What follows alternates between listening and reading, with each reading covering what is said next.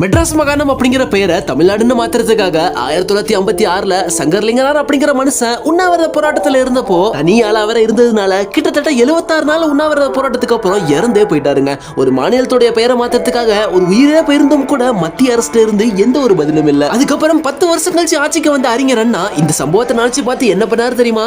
முதல்ல இந்தியன் பார்லிமெண்ட்டுக்குள்ள போனப்போ உட்கார்ந்திருந்த அறிஞர் அண்ணா டக்குன்னு எழுந்திருச்சு மெட்ராஸ் மாகாணம் அப்படிங்கிற பெயரை எங்க மக்களுடைய ஆசைக்கு இணங்க தமிழ்நாடுன்னு மாற்றி தருமாறு தாழ்மையுடன் கேட்டுக்கொள்கிறேன் அப்படின்னு சொல்றாரு. இதை கேட்ட ஒரு பாராளுமன்ற உறுப்பினர், இப்போ தமிழ்நாடு பெயரை மாத்தி நீங்க என்னத்தை சாதிக்க போறீங்க அப்படின்னு மூஞ்சில் அடிச்ச மாதிரி கேட்க அந்த சபையே சிரிக்க ஆரம்பிச்சிருக்கு. அறிஞர் அண்ணாவுடைய பேச்சு திறமை எப்படி இருக்கும் அப்படின்னு பாவம் அவங்களுக்கு தெரியல போல சிரிச்சுக்கிட்டே எழுந்திருச்சு அறிஞர் அண்ணா, தமிழ்நாடுங்கிற பெயரை மாத்தி நாங்க ஒன்னும் சாதிக்க போறது இல்லதான், ஆனா பார்லிமெண்ட் அப்படிங்கிற பெயரை லோக்சபா அப்படின்னு மாத்திருக்கீங்களே, இது மூலமா நீங்க என்னத்தை சாதிச்சீங்க அப்படின்னு கேட்டு அடுத்த செகண்டே மொத்த சபையை வாயடிக்க வச்சுட்டாரு அறிஞர் அண்ணா.